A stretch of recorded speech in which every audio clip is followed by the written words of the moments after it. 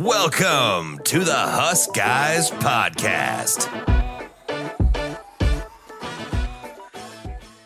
All right, we are live. What's up, everybody? It is March 6th, Thursday evening, and we have a very special guest coming back for a second year, the college football professor. Great guest from us from last year, and here to talk all things college football, coaches, the coaching carousel, coaching hires, all the new coaches that we got. Adam McClintock. Adam, thank you for joining the show. What's going on?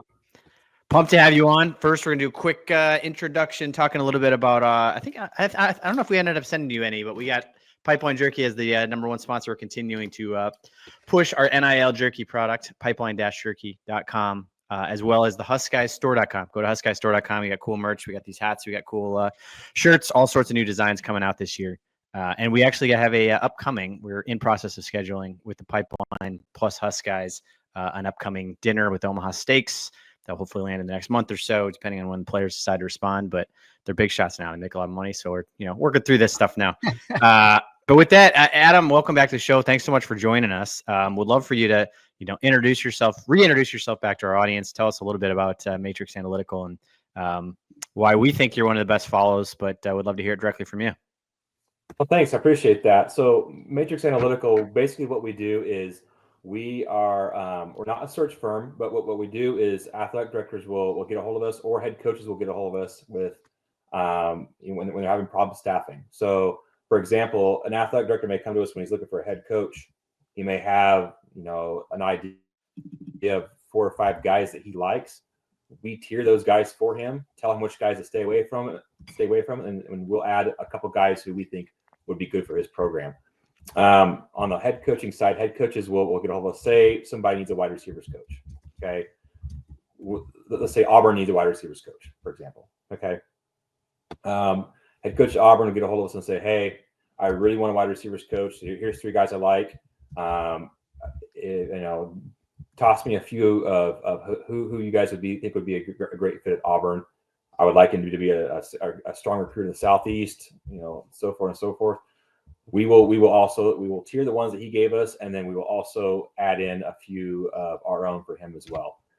We mitigate hiring risk. We don't want to see those big buyouts and especially in this day of NIL where so much money needs to be going towards that. We hate to see all that money wasted on a bad coaching hire that they have to get rid of. So that's kind of what we're into is just risk mitigation. Totally. So I'd love to start there at the macro level, and it's always just good to talk college football. I mean, the offseason is it's chaos, it's mayhem, and it really has been this year for Nebraska, where we've hired, I'm like running through this list, what is it, 10 new coaches? I mean, it's almost entire staff turnover for Coach Rule in his 3rd season. But we're so in the weeds in Nebraska, just focusing on all of these new hires, new offensive coordinator, new defensive coordinator. Is it common across college football? Is everybody having this level of turnover consistently, constantly in this new age? Is it unique to Nebraska? Like, I guess, what are you seeing as far as the overall turnover across the country? Maybe not to the level that we saw in Nebraska this year, but it's very rare these days to have a coaching staff, the entire coaching staff stay together for multiple years. Even just multiple years, 1 or 2 years.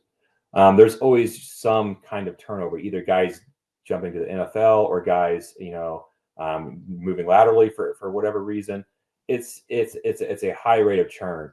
Now in Nebraska, this was a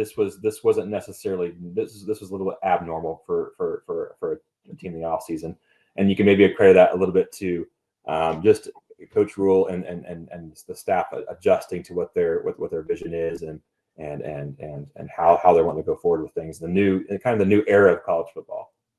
Is it money that's driving it? I mean, is it just because the offensive coordinators are making $1 million themselves? And I mean, Dan Lanning just got an $11 million contract. Is it because there's so much money flowing into it that all the coaches are also trying to get their money in addition to the players? Well, yeah, a little bit of that, but there's also guys like, Dana Holgerson, right? Great offensive mind. Typically in the past, we wouldn't see those guys who have been, he was a fairly successful head coach himself. In the past, you don't typically see those guys come back to being a coordinator and be happy with it, right? Yeah. Today's, day and age, guys like Holgerson who just want to coach ball. He doesn't want to deal with the NIL. He doesn't want to deal with all the stuff in the periphery. He just wants to coach football, right? We're seeing a lot more of that. A lot more of guys who were good head coaches going back to being coordinators and being very content. There's a guy in Norman right now who might wish he was still doing. Yeah. So, I was gonna say there's a lot of those. Chip Kelly, I mean Venables, like a lot of these guys are some are stepping up, some are stepping down. It's interesting to watch them where they settle and where they stay. But they're all of them are like 1 year guys. I think that to me has been interesting to watch. Hanging on to a guy like even like Tony White came in here, and the first day he showed up, we're like, we're gonna have this guy for 1 year. I'm like, what? That seems silly. And then we got him for 2, and everybody was pumped, and it was a miracle we kept him. But yeah, it just seems like completely frenetic and constantly frenetic. Where even like Frost, for all of his freneticism, like he kept some of those guys around for a few years. It seems like this is like a complete entire turnover of the entire offensive and defensive staff, all the way down to special teams. But yeah, it's not it does seem to be across like a lot of college football. I mean, these guys are turnover crazy. Is some of that, Adam? Is it like, let's say mid-season this last year, does anyone come to you guys in season and say, let's get the ball rolling here? Or do they kind of say, maybe let's get some grades? Like, we don't think this is going well for Satterfield, for example. Yeah. What do you think? Like, give it to us straight, or or is this all just like the second the season ends, like you're getting bombarded? Well, we've been doing this for about 10 years now, and it used to be we would start getting contacts about mid-November. Okay, it's kind of beginning of November, mid-November. The last 3 or 4 years, it's been the beginning of October. Is when people start reaching out. They just punt. They punt in October. Yeah, shut it down. That's not even the midway point. That's not even. They haven't even made to the conference games. Yeah, you don't even know if you're going to make a bowl. You're just like, it's done. This guy stinks. I guess it's one of those things where it's getting to the point where there's so much money involved. As that number goes up, the patience goes down. Yeah. So you better deliver. You better deliver now. And guys like Signetti who turned Indiana around so quickly do not help that. Oh my gosh, I know.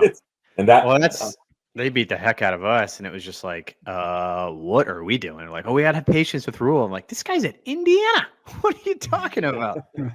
Yeah, but that was a little bit of a different situation. He brought an entirely new team from James Madison, and that was I don't care. I know it's James Madison. Those are ready-made players. Those were 4th, 5th year senior players. They were fine. Do you think they'll be good? Do you think Indiana will be good this year? I think they'll start to regress a little bit back to the mean. Yeah.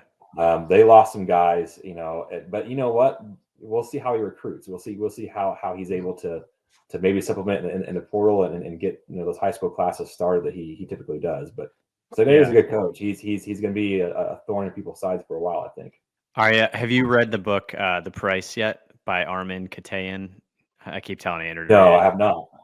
You got to read it. It just came out. It's a little bit of a weird read because it came out like a month ago, and it's basically about NIL and how that has dramatically changed college football. So some of it's weird because I'm like, this just happened, 30 days ago, and I'm reading it in a book. So you're like, it's like, are you quoting things that happened in December? Like this just happened. But one of the more interesting things around the coaching hires around, he talks a ton about Jimmy Sexton as the power agent, power broker who has, I think they said he has like 80% of the SEC and like 50 to 60% of the Big Ten coaches. And he just plays them all off each other. And he takes those phone calls, like you're saying, in like October, and we'll be like, hey, like everybody's coming after Hugh Freeze. And he'll call up like every coach and every like athletic director and play them off each other, which is why these guys are all getting so much money.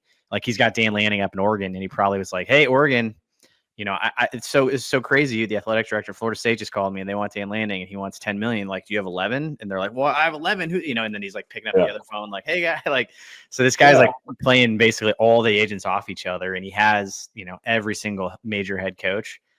So he's one of the guys that's driving this price to astronomical heights. I mean, it's $11 million for Lanning. It's crazy. These guys are making $1 million a game. Yeah. I mean, that's insane. And it's not going anywhere. It just isn't. I mean, it's just going to keep going up and until something gives. But I don't think we've seen the ceiling yet. That's for sure. Where do you think the ceiling hits? I mean, is it like 50? These guys gonna make like $100 million a year? Like, what's? It just when it starts to get to a point where you're having to rob Peter to pay Paul for I guess for a good analogy, you're robbing your NIL situation to pay your coaches. I think that's when you're going to start to see the limit. So we'll see. All right. Well, let's talk, Andrew. Let's get into some Husker stuff. I love it. Thank you for the macro talk. It's helpful for me to just I have so many thoughts going through my head. I'm like, what is going on in football? And it's like hard to pay attention to it all. But all that really matters is that we have upgraded at every position. Forever. And it might, and these guys are going to stick around because we are going to go from 7-6 to, I don't know, 8-5. However many games they've decided on is the number of wins. Yeah, I mean, tons of turnover in this last. So the thing that stands out the most, first of all, is just we started compiling a list, and I'm like, this is like every single coach other than a few. Got to be hard for the team, but give us first of all, overall, your just general sense of did Nebraska do well overall? Did we stay about net neutral, or do you think we possibly downgraded at some positions? Well, and let's be honest here for a second. The two sides of the ball change for different reasons. Fair. The defensive guys left for different opportunities, and the offensive guys were let go. So I mean that's two different sides of the coin there. But getting into that, comparing the 2024 and 2025 staffs, the offensive staff obviously has taken a step forward. From our numbers, as far as efficiency goes, they're up by 9.3%. It's 9.3% better on the offensive side. Okay, than it was last year. That's like 6 wins. That's man. Let's go. 10%. It's amazing. Give me an idea of I know you've got a lot of proprietary algorithms in there, but how do we get to that number? Because you're pulling new parts from everywhere. So how do we compile that number just for the offense? I don't think it matters. I think the fact that it's 10% better, it's a huge number. So what we do is we take the individual grade of every individual career grade of every guy on the offensive staff. Okay. We have it weighted, because your offensive line coach is obviously more important than maybe your tight ends coach, right? Okay. So we have it weighted a certain way to offset that. Okay.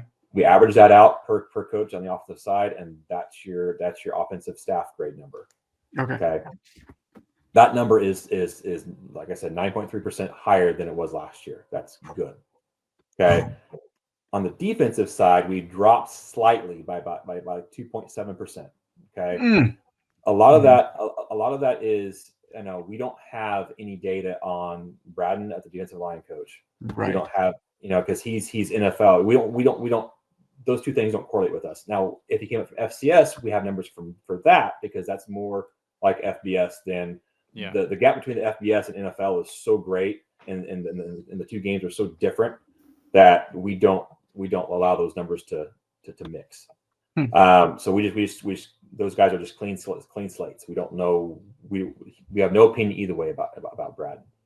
Tony White was a very good defensive coordinator. He's going to be felt. I mean, there's no ifs, ands, or buts about that. And you have let's see, Butler, or not Butler, but Williams, who's our new secondaries coach. Him and Evan, Evan and Cooper, who coming into 2024. All right. Him and Evan Cooper are about a wash. Okay. He is slightly better, according to our numbers, than Butler was as a secondary coach, which is good. Okay. But you have Terrence Knighton, who was a really, really good defensive line coach. That was one that we really wanted to keep and couldn't do it. So he was he was graded really high in our system. So you lose him, and you bring in a guy who has a clean slate. So that's kind of the difference you're seeing there. Yeah, Bill Simpson is another guy who we don't have any information on. He's never actually held a position coach job. Yeah. So that's another guy who's a clean slate and a wash. But you bring in Mike Eckler, who is a much better special teams coach than Foley. I mean, did we score like 100% efficiency increase on special teams? Well, no. See, the thing is, can we go from 0 to 100? Well, the thing is the strange thing is Foley over his career wasn't that bad. We can't really figure out what happened at Nebraska. He got agree to disagree. His numbers were. I mean, he was a 67.2 was his rating as a special teams coach. Okay. Average is 61. All right. So he was above average. Wow. Mike Eckler is Mike Eckler is a 78.9. Oh my God. Much better. He's much better. But I want to stress that Ed Foley was not the scapegoat, the people. I mean, he wasn't terrible coming in. So there was something that happened here that made his numbers that bad. So interesting. We do that to coaches, though. There's been a few of those that have been fantastic before getting here and have left with their tail between their legs, burning in flames. Remember Bob Diaco? Good Lord. The guy won the Broyles Award, came here and was the worst. Yeah. That was a lot of issues on that one. All right, so let's dive into some of the just the individual hires. I mean, the first one that I think you have to start with is Holgorsen. Came in and made his presence known. He kind of had an up and down year, really, overall, like as the coordinator, but just obviously a small sample size. But historically, incredibly good. Pretty much everywhere that he's been. West Virginia as head coach, Houston as head coach, and then Oklahoma State. I mean, he was only there 1 year, and they were top 3 in the country in passing. And so the guy can coach, and I think it's awesome to have him as only coaching offense. But talk to me about, like, is most of our offensive efficiency increase, is that highly attributable to just Holgorsen versus Satterfield, or what are we looking at there? Well, no, Schwartz, the wide receivers coach, is a big improvement over McGuire, who was there before. McGuire, when he left, like I said, he didn't have a full grade because we grade guys. We consider their grade to be solid and full after 4 complete years. He's like 22. Yeah. So McGuire was halfway there. He has 2 years in the system, but he was not trending in the right way. So he was sitting at about a 41 was his rating. Okay. Schwartz is a 72.5. Wow, really? So he's very good. Yeah, Schwartz is a very good wide receivers coach. That we were very. And what would average be for wide receivers coaches? Average wide receivers coaches is like a 59. Okay. So, what was that? What was Mickey Joseph, like a 95? Yeah, Mickey Joseph, I think, was an 87. Woo! I mean, that guy can recruit. Yeah, he was. Yeah, you go back and you look at his cupboard of wide receivers he's been around. It's silly. It really is. Well, they all turned out pretty good. Is our average weighted down negatively because we still have Marcus Satterfield and Lincoln? Like, does it like just weigh the whole thing down? They're just like, it's just a talent drain. It's like an anchor, just an anchor being attached. He's that tight ends coach now. He should be equipment manager. He should be just like, just go stand over there, Marcus. Thank you for your time. Just give the keys to Dana, please. Thank you. I think Holgorsen is going to have pretty much whatever he wants to do. It's his show. It's Holgorsen's show. And if you've listened to the guy talk in press conferences, it's he doesn't mince words typically. So love it. Okay, so Holgorsen definitely above average. Schwartz definitely above average. How about Raiola? Because he's one that we hadn't hired, but we've kept. But people, there seems to obviously be a lot of mixed opinions on him as well. And then he kind of ties into Barthel, who's running backs. Like, how much of it is the running backs? How much of it is the O-line? So where we would be at, I guess, combining those two, O-line and running backs. So actually, Raiola, his offensive lines have and have improved every single year he's been there. So his Seems first like year, his first year in 2022, and we have a yearly rating, right? Yes, that's right. Get that pipeline jerky out there. Fine. He's improved the offensive line efficiency from 19% in 2022, which isn't very good. no. He's all the way up to it's actually a respectable 53%. So Okay. he's incrementally increased every year. I like that he's still on the staff. I think he's training the right way. I think that especially now that he's with Holgerson, somebody who's got a clear direction. I don't think Raiola has been with an offensive coordinator who knows exactly what he wants to do yet. This is the first time this year that he's going to have a guy he knows that has a plan and knows exactly what he wants to do. So I like keeping him there. I like keeping Raiola there. He's not the problem, I don't think. I even like, I know people get frustrated with Barthel a little bit. I actually like Barthel as well. I think he's fine. He was really, really good at Connecticut. He had a kind of tough year in 2023, but that whole offense was just rough in 2023 and 23. He showed improvement from 23 to 24. Mhm. That's what we like to see is him starting to turn around. His career grade is 64. Okay, average for a running back coach is 60, so he's still an above average guy. Okay. You don't typically want to fire those guys without cause. I mean, and you did see the running backs improve last year throughout the year. Especially after Dana came in and things kind of got more focused. So Yeah, dynamic for sure. Well, I think your point on Raiola is one that this is what I continue to struggle with, both like emotionally as well as coaching wise, is he's really the only one that's been able to develop and have that upward trajectory because he's been here for 3-4 years. Yeah. And so he's been able to coach Prohaska throughout the entire course of the time that he's been here, and guys like Ben Hart. Other than that, that's right. This whole world where like you just get a new coach and coordinator every year, it'd be so hard to develop as a player when you transfer every year and your coach transfers every year and everybody leaves every year. That like, I feel like it's even going to make your system harder because then you're just like, switch schools, brand new coaches, brand new players. That I don't know. It's more anecdotal. I'm like, can we just stay at school for like 2 to 3 years, see if it works? Yeah, no, and you had all the injuries that Raiola's units has had since he's been there too. I mean,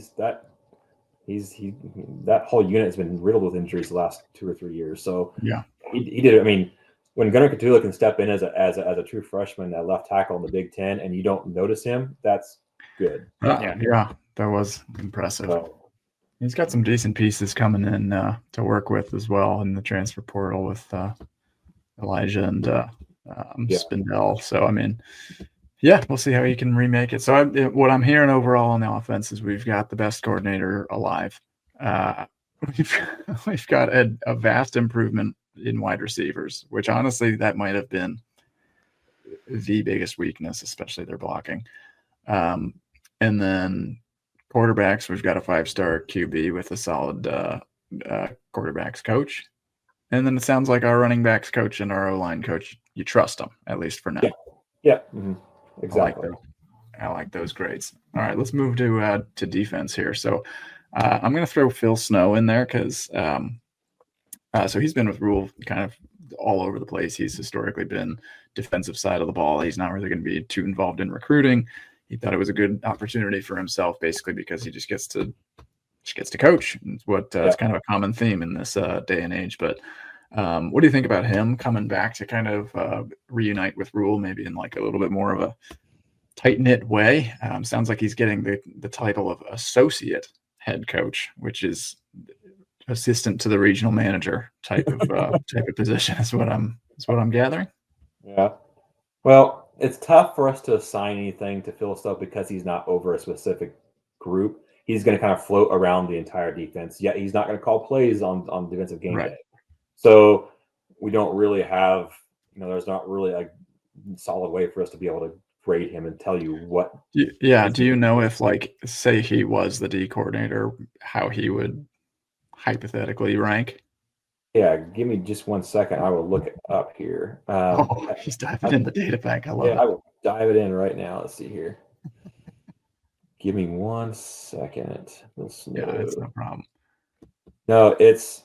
I tell you what, he's been around a long time. He's seen a lot of football. He's been with Matt for a long time. As 37 years of coaching experience, 8 in the NFL.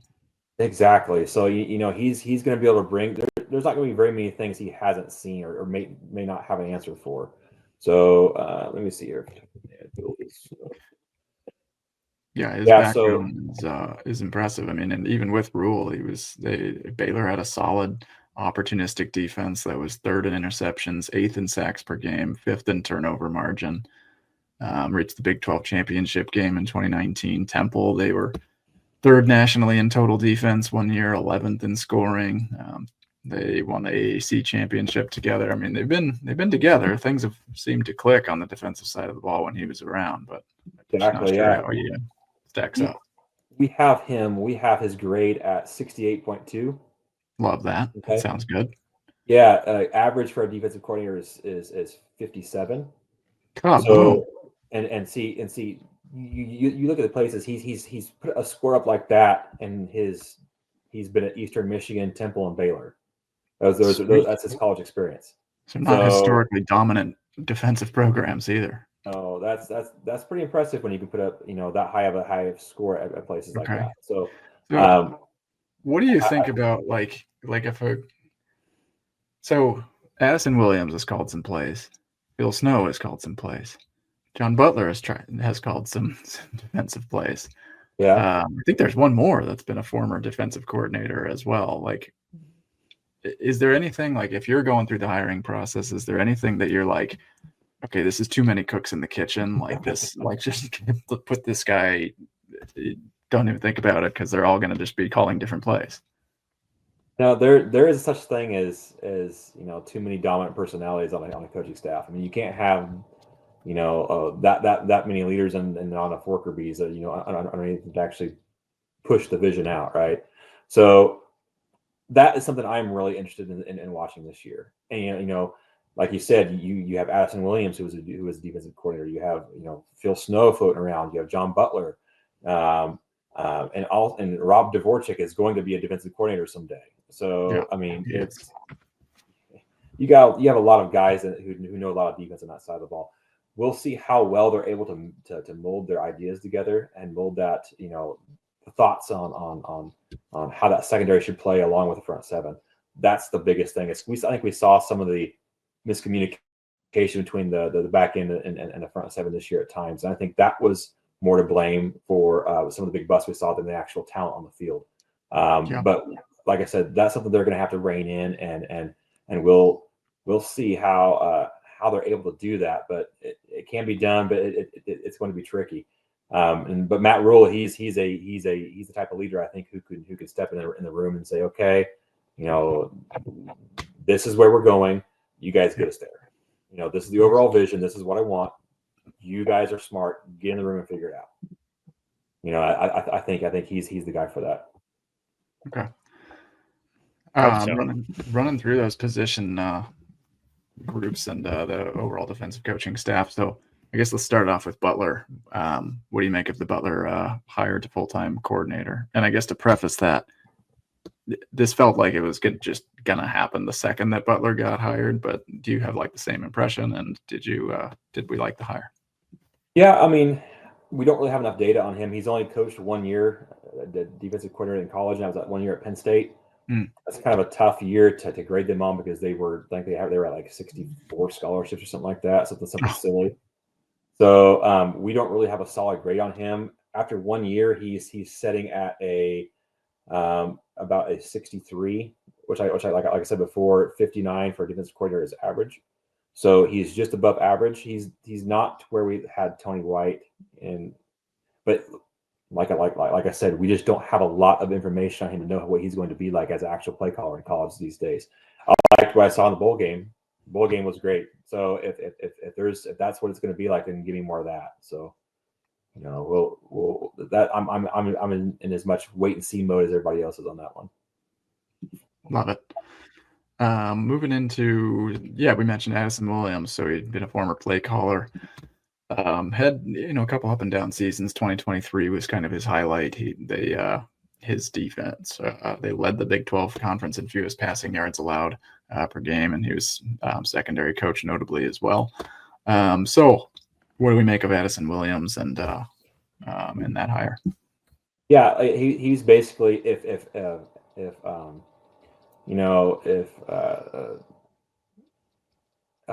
who got let go now? Evan Cooper. Yeah, if Evan Cooper would have stayed on last year, through the season, he's basically him and Addison Williams are a good comparison. Okay, they're very, very similar coaches in our grading system. So that's kind of who you're looking at there. I don't know about his ability to eye talent the way Evan did, but Addison Williams, he's about the same. He's let me see what his grade is. 63.7 is his grade. Okay, average guy once again is 60 for a secondary coach. Bang. So he's above average. He's we'll see if he's able to jump in that room. There's a lot of bodies in that room. There's a lot of clay for him to work with. So we'll see what he's able to get done with it. But I do like that hire. I'm anxious to see how he is able to make that room go. Okay. How much of your grading and algorithm, I guess, like how much of it does factor in recruiting? Because he's actually known as a pretty solid recruiter, especially in the Southeast. He's ties in Florida and stuff now. He was the lead recruiter on 3 top 40 safeties to come to UCF within the last 2 years before coming here. So, I mean, how much of that impacts any of these scores? Not really, nothing at all. Honestly, we all performance. Yeah, performance. Yeah. We know that's great if you can get the guys in who have lots of stars next to their names, but it doesn't really mean anything to us if they don't perform once they get there. Yeah. So it has very little to do with our algorithm and how it actually calculates the score. Love it. God, this is awesome. I love nerding out about this stuff. It's just great to talk to someone so knowledgeable. Truly are the CFB professor. Phil Simpson is up next. Yeah. So he's kind of had a little back and forth with Nebraska, but he's taken over at the outside linebacker role. You mentioned Dvorak. I mean, he's been doing fantastic. Simpson seems to be a nice compliment, but where are we at with Simpson hire? Blank slate. He's never been a position coach in college. So I actually really, really like that hire because just being a Nebraska fan, I know what he did in the recruiting department when he was here. Mm-hmm. That's a good addition. That's going to keep our pipeline. Him and Addison Williams together on the same staff. That's going to keep a lot of our options in the Southeast open quite a bit. So I was, one of the other programs we help is Miami, and he went down there, and I'm glad to see him come back. Interesting. Yeah. So he was a coach in Florida for a while. In high school ranks. He's tied in all over the place down there. I mean, God, if any Florida coach came wanting to poach him or Florida State or Miami, whatever, it'd be an enticing offer for him, I'm sure. It would be, it would be. Well, I'm happy he's here now, though. So that was a good one. Like I said, we don't have any performance data on him. From what I hear, just from people who have been at practice and seen practice and know him well, they seem to be pretty excited about the hire as well. So just on the fan side of things, that's what I'm leaning on. But on the numbers side, I don't have an opinion either way on it. Yeah. Got it. Okay. I mean, stop me if I'm wrong. Did we make any bad hires? No. Or neutral, I guess. We've got a couple neutrals. Neutral on a few guys. I'm still neutral on Butler as a DC. Okay. Still neutral on Braden as a defensive line coach, and neutral on Simpson as an ends coach. So those guys, like I said, I don't have enough information to really lean one way or the other. I just looking on paper, I do really like the staff overall. Just the entire staff itself, we saw a 5% increase, so that's good. Rule did a good job of Coach Rule did a really good job of replacing who he had to replace and bringing in guys who, if they can mesh, I think will raise the program from what it was last year. So. A 5% increase on 7 wins is 7.35 wins. That almost gets us to 8. Hey, We've got to move that needle. Last year I had them win 8. So if last year's team was an 8-win team, then maybe that's 8 points. And maybe it's 9. Yeah. Yeah, and you add in like all of a sudden we can like punt and our extra points don't get blocked in return for touchdowns. Then who knows? Were you surprised?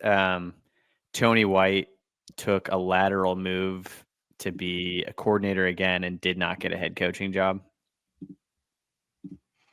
I was a little surprised that he took, especially that's not necessarily a stable situation down there right now. Anyway, right. They're pretty heated with him down there. Crashing off the season the way he did. We'll see. That I would have been least surprised if he would have taken the USC defensive coordinator job. I know he was really close, probably doing that. But UCLA just didn't have the money. They didn't have the money to compete with what he wanted to be able to compete with. But we'll see. I know he probably wants to be a head coach someday. I think he's going to get his opportunity soon. And another way to look at this is Florida State's defense. You can't go anywhere but up from last year. Yeah. So what a disaster. So if he can get those guys to play, he can maybe ricochet that off into another head coaching job in the ACC or somewhere like that. So, yeah, I mean it's also it's another one of those rental situations too. It's like he's going to come in there and be a stopgap for Florida State, and then he may only be there for one season. Yeah, you mentioned money too. Like how does the fair market valuation? I know Matrix Analytical. Everybody should look up Matrix Analytical online, and you guys are on Twitter and everywhere. But I know you guys do a little bit of fair market valuation and stuff of coaches and trying to parse this out and who's in what tier. But like money wise, is there any coordinator rates have gone up so much? Like, how are we deciding these fair market valuations now? Basically, how we do that is we take every coach's salary, that's been reported, okay, and we correlate that with the career grade that is most like in that same tier.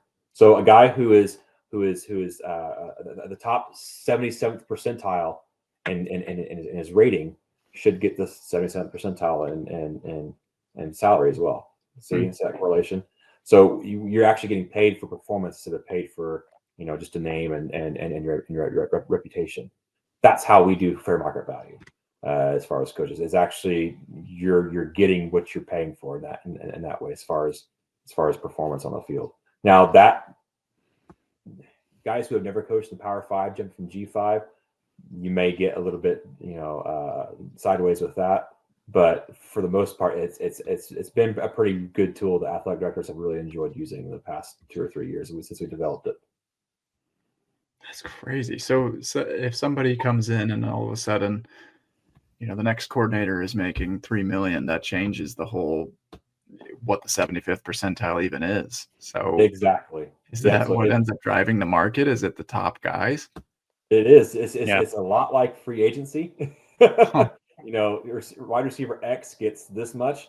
Well, wide receiver Y is like, I'm just as good or better than that guy. I need to be up here. Yeah, listen, I'm in the 25th percentile, but yeah, exactly. Yeah, 25% of $4 million is higher. That's right.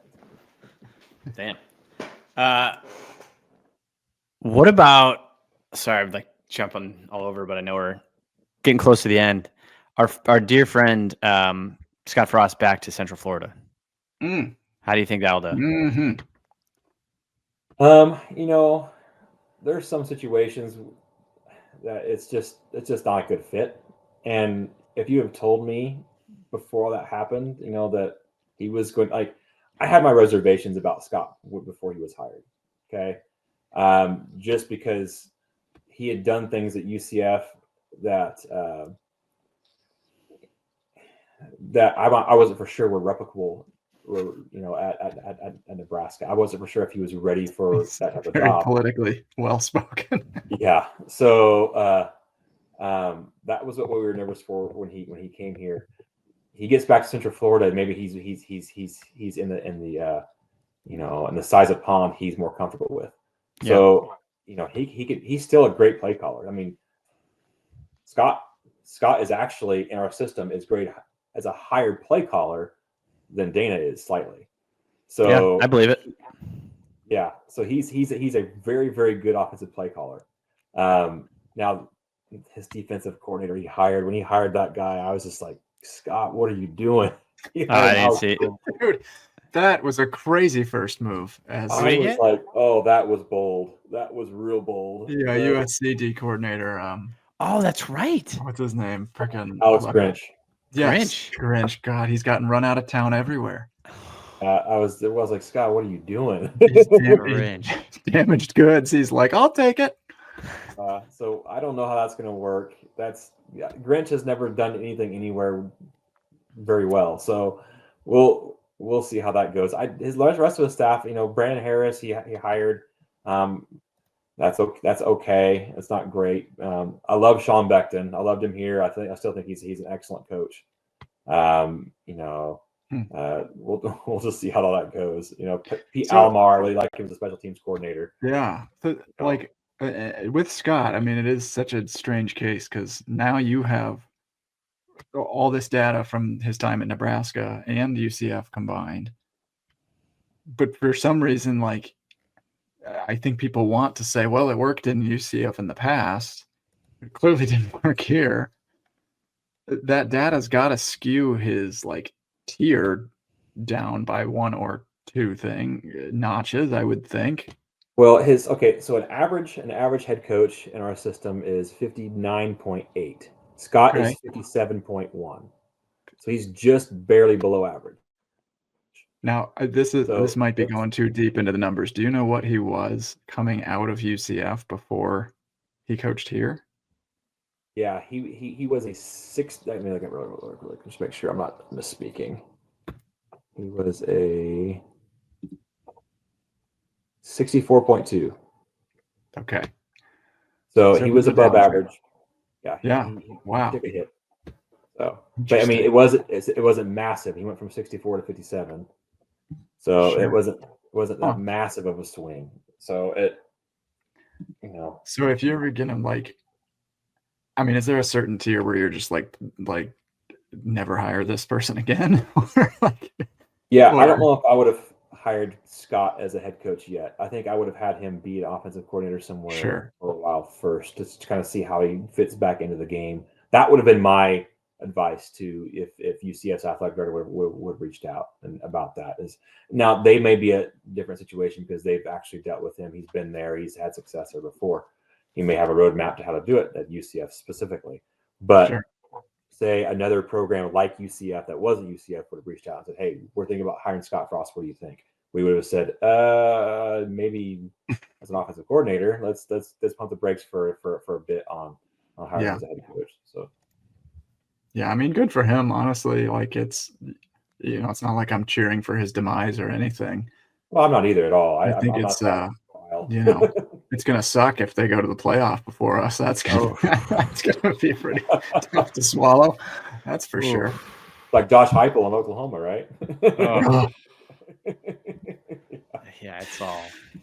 I guess my last question that just because you'd mentioned kind of the market valuation and everything, do you think you guys are gonna dabble in starting to get into individual players and their rankings and their this value and this value? I mean, obviously that is all changing incredibly quickly, but your database is mainly coaches now. But so we have worked with some collectives, the National Collective Agency. It's a group of collectives that all work together. Before the House ruling was really bubbling about there, we were going to work with them being a hub where they sent all their NIL data to us and what a starting quarterback was making or what a starting right guard was making. And that way we could send out anonymously, okay, here's the market value of a starting right guard in the SEC. Okay? Yeah. That way it helps them set a price point. Totally. But now with how things are, everybody's kind of waiting on the House ruling to kind of decide how they want to structure things going forward. But yeah, we are in that sandbox as well. So we'll see if we get further into that or not. Wild times. I mean, it is like it's an unbelievable opportunity for you guys being positioned where you are. Just like unlimited opportunity of, we got general managers entering the fray. We've got salaries. We've got coaches' contracts, like continuous area. I just feel like there's just never not going to be a need for you guys. It's great business. You're right in the center. Yeah, it's crazy sometimes, but it's a lot of fun. It's a lot of fun. Yeah, I think to your point too, it's like the emotion gets hyped up and the money's in there, and it's personal because it's people's money. It's boosters' money. It's not just like some foreign company's money. It's like, no, that was my money. I just bought that coach and he stinks. I'd like him out. Yeah, no, exactly. That's right. That's exactly what it is sometimes. So, or now it's collective doing that. So all of the above, man. Wow. Well, thanks for coming on. We really appreciate it. I mean, shout out to all the Husk Guys fans for following. We appreciate you guys being members here. Make sure you guys check out the CFB Professor on Twitter. Are you on Facebook? Any other channels? no, I am not. Just on Twitter. So you've got a Patreon. I do have a Patreon. Yep, I do have a Patreon, and I post a lot of our. When we get further into the season, I'll start posting. First off, season projections, what win totals are projected to be according to my model, and then also week by week, I give spread point projections. So he does it all, folks. Yeah, sign me up. That sounds like money in the bank. At CFB _professor. All the best picks. Good stuff. Adam, thanks for coming on. We really appreciate it. Go Big Red. Thanks for coming on. Thanks, guys. I appreciate it.